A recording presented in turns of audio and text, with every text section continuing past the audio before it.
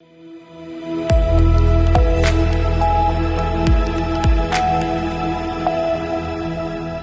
के बाद स्वागत है आप सभी का सी न्यूज भारत में। रायगढ़ जिले में एनटीपीसी तराईपाली परियोजना के तहत भूमि अधिग्रहण से प्रभावित किसानों ने मुआवजा और पुनर्वास को लेकर एक बार फिर आवाज उठाई है। किसानों ने जिला प्रशासन से निष्पक्ष सुनवाई और विपक्षीय बैठक की मांग की है ताकि वर्षों से लंबित मुद्दों का समाधान हो सके। देखिए ये रिपोर्ट। एनटीपीसी तराईपाली परियोजना से प्रभावित किसानों ने जिला कलेक्टर रायगढ़ को ज्ञापन सौंपा है।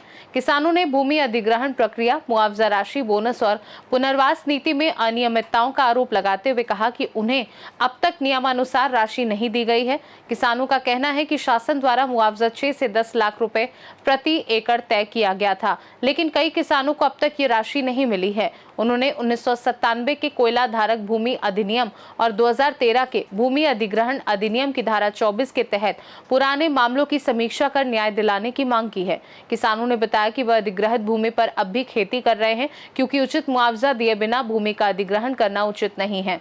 उन्होंने जिला प्रशासन से प्रभावित किसानों, एनटीपीसी और शासन प्रतिनिधियों की उपस्थिति में त्रिपक्षीय बैठक आयोजित करने की मांग की है ताकि सभी पक्षों के बीच स्पष्टता और समाधान निकल सके।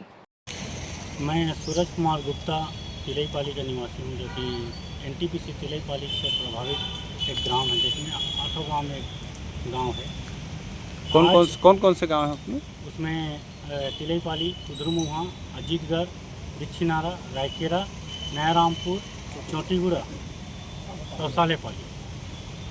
तो क्या चीज़ के लिए आए थे, किन से मिलने आए थे? आज कलेक्टर महोदय से हम आवेदन देने के लिए आए थे। हम त्रिपक्षीय वार्ता हेतु हम अपने जो एनटीपीसी और हम ग्रामीण एक बार हम लोग बैठ चुके हैं इस विषय की चर्चा हेतु।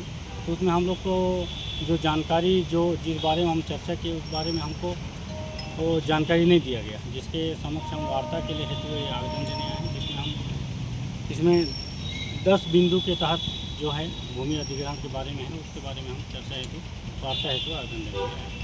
तो इस विषय को लेकर एसडीएम या तहसीलदार ये सबसे घर घोड़ा चर्चा नहीं किए थे? हम एसडीएम के समक्ष भी इसके बारे में चर्चा हो चुका है। तो वहाँ पे एनटीपीसी के भी पदाधिकारी लोग थे और एसडीएम साहब भी थे, उसमें इसके बारे में चर्चा हुआ, लेकिन सभी बिंदु जो हम लोग का चर्चा का विषय था उसमें हम लोग को जो जानकारी चाहिए था उसके बारे में जो चर्चा होना था उस विषय में स्पष्टता नहीं हुआ।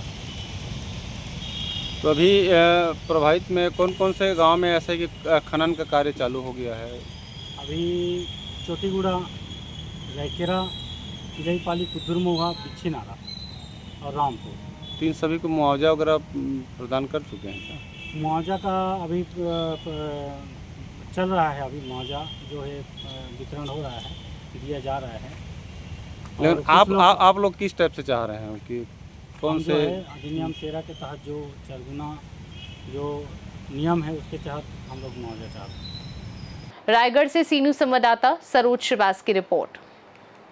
देखा जाए तो किसानों का कहना है कि यदि प्रशासन जल्द सुनवाई नहीं करता है तो वे आंदोलन करने को मजबूर होंगे। प्रभावित किसानों ने उम्मीद जताई है कि जिला प्रशासन उनकी मांगों पर गंभीरता से विचार करेगा और जल्द न्यायोचित निर्णय लिया जाएगा।